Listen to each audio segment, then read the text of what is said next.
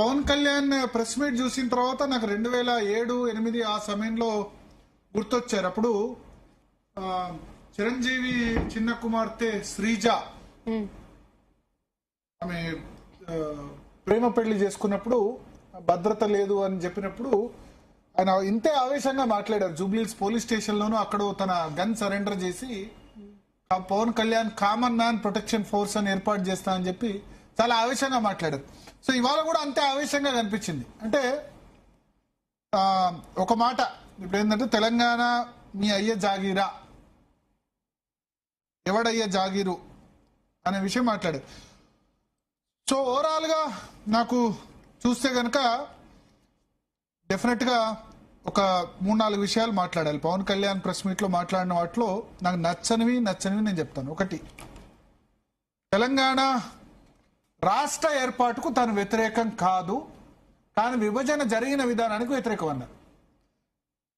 ఒక విషయం మనం ఇక్కడ గుర్తుంచుకోవాలి. తెలంగాణ, నేను ఉస్మాన్ యూనివర్సిటీలో చదువుకున్నా, నేను తెలంగాణ ప్రత్యేక రాష్ట్రం కావాలని కాంక్షించా. నేను అప్పుడున్న ఛానల్లో ప్రతి ఒక్క ఉద్యమకారుడు కూడా నన్ను గుర్తుపడతారు.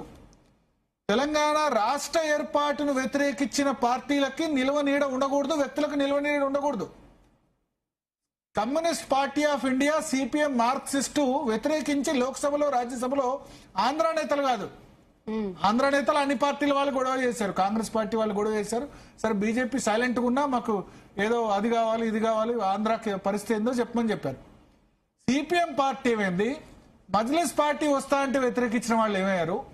పవన్ కళ్యాణ్ సభ పెడితే తెలంగాణ వాదానికి భంగం కలిగితే, లేకపోతే తెలంగాణ అస్తిత్వానికి భంగం కలిగితే అంత చిన్న స్థాయిలో ఉన్నామా మనం, అది ఆలోచించాలి. విభజన తీరుకు తాను వ్యతిరేకం అని చెప్పారు. విభజన జరిగిన తీరును సరిగ్గా హ్యాండిల్ చేయలేదు కాంగ్రెస్ పార్టీ.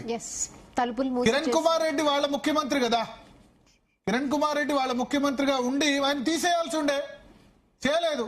ఒక 6 నెలలు 8 నెలలు డ్రామా చేశారు, కరెక్ట్ గా హ్యాండిల్ చేయలేదు విభజన జరిగిన తీరును. ఉత్తరాఖండ్, జార్ఖండ్, ఛత్తీస్గఢ్ 3 రాష్ట్రాలు ఏర్పడినప్పుడు ఇంత హంగామా లేదు. ఇంకొకటి మీరు అన్నారు తలుపులు తీసి, ఆయన చెప్పారు కదా తలుపులు, ఇది తప్పు. పవన్ కళ్యాణ్ స్టేట్మెంట్, ఏ బిల్ అయినా తలుపులు మూసే చేస్తారు. చాలా మంది ఏంటంటే పడికట్టు పదాలు. ఏ బిల్ అయినా బిల్లు పాస్ అయ్యేటప్పుడు మన డీలిమిటేషన్ బిల్లు కూడా చూడండి, బిల్లు నడుస్తుండగా మధ్యలో ఎంపీలకు టైం ఇచ్చి బెల్లు మోగిచ్చి తలుపులు మూసేస్తారు. తలుపులు మూసేసి, ఎందుకంటే బిల్లు నడుస్తుండగా మధ్యలో రావచ్చు పోవచ్చు కదా, అప్పుడు నెంబర్ కౌంట్ చేంజ్ అవుతుంది కదా.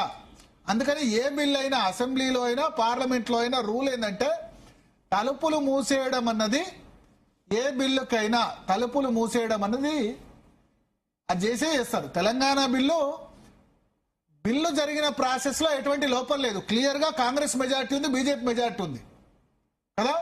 కాంగ్రెస్ పార్టీ సంబంధించి అప్పుడు 213 మంది శాసనసభ్యులు ఉన్నారు, బీజేపీ 140 ఉన్నారు. ఇద్దరు కలిస్తే 350. 20 మంది ఆంధ్ర ఎంపీలు గొంతు చించినంత మాత్రాన తెలంగాణ బిల్లు తప్పు పాస్ అయిందని ఉండవల్లి అరుణ్ కుమార్ అంటే కరెక్ట్ కాదు. రాజ్యాంగబద్ధంగా తెలంగాణ బిల్లుకు కావాల్సింది 273 మందే, సగం మందే. సో బిల్లు రాజ్యాంగబద్ధంగా పాస్ అయింది. తలుపులు మూసే ఏ బిల్లు అయినా పాస్ చేస్తారు, ఆ విషయం తెలుసుకోవాలి. ఇప్పటికీ నాకు తెలిసి చాలా మంది ఆంధ్ర ప్రజలు లేకపోతే సమైక్యాంధ్ర కోరుకున్న వాళ్ళు తలుపులు మూసి పాస్ చేశారు. అయ్యా ఏ బిల్లు అయినా తలుపులు మూసే పాస్ చేస్తారు, ఆ విషయం గుర్తుంచుకోవాలి. ఇది పవన్ కళ్యాణ్ కూడా గుర్తుంచుకోవాలి. విభజన జరిగిన తీరుకునే వ్యతిరేకం అంటే యాక్సెప్ట్ చేస్తా, ఎందుకంటే అప్పుడున్న దాన్ని కాంగ్రెస్ పార్టీ సరిగ్గా కంట్రోల్ చేయలేదు. సోనియా గాంధీ నిజంగా తెలంగాణ ఇవ్వాలని అనుకుంది, మధ్యలో అడ్డుపడాలని చాలా మంది అనుకున్నారు. విభజన జరిగిన తీరుకునే వ్యతిరేకం అని చెప్పారు. నిజంగానే తెలంగాణ ఉద్యమం జరుగుతున్న సమయంలో కూడా ఎప్పుడు కూడా తెలంగాణ రాష్ట్రం ఏర్పడిన తర్వాత జనసేన పవన్ కళ్యాణ్ మాట్లాడే తప్ప అంత 5 సంవత్సరాల కాలంలో తన సమైక్యాంధ్రకు సపోర్ట్ అని ఎప్పుడు చెప్పలేదు. చిరంజీవి చెప్పారు, పవన్ కళ్యాణ్ చెప్పలేదు.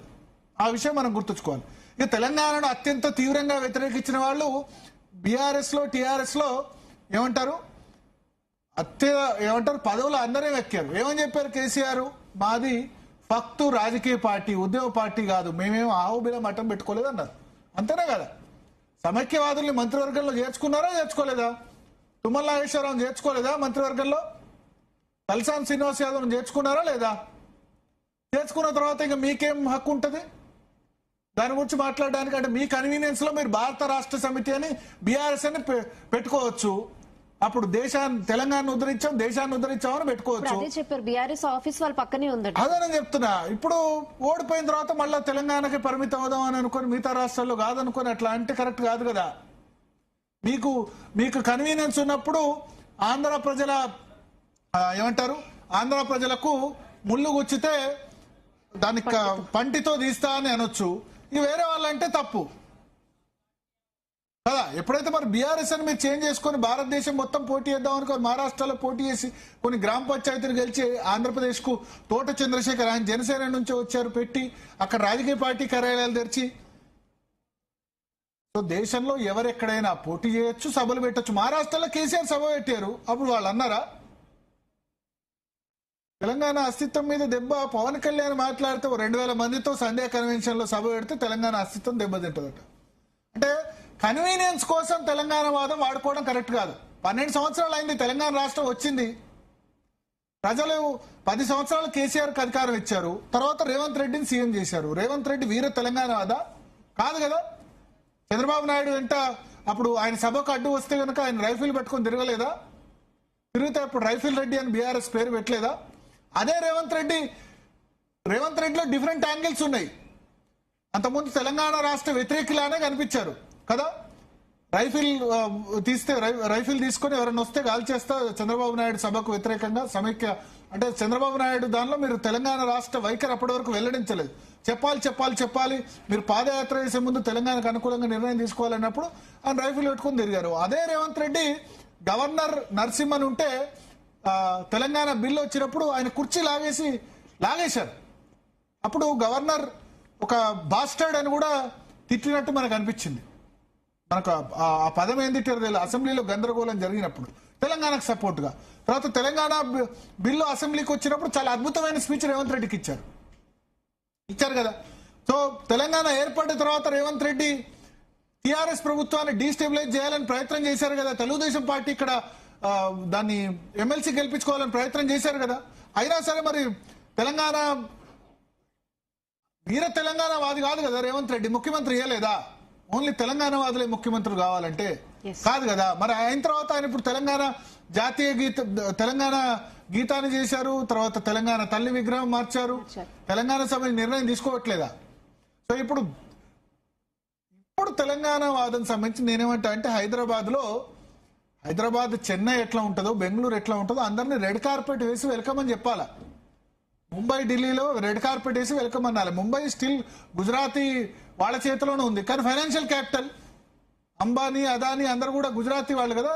They are controlling Mumbai. ఎంత బాల్ ఠాకరేలు వచ్చినా ఎవరేం చేయలేకపోయారు. యూపీ, బీహార్ సౌత్ ఇండియన్స్ కు వ్యతిరేకంగా చేసిన.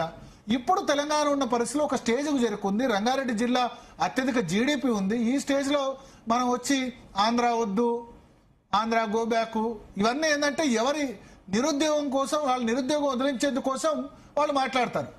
అది మాట్లాడొద్దని నేను చెప్తున్నా.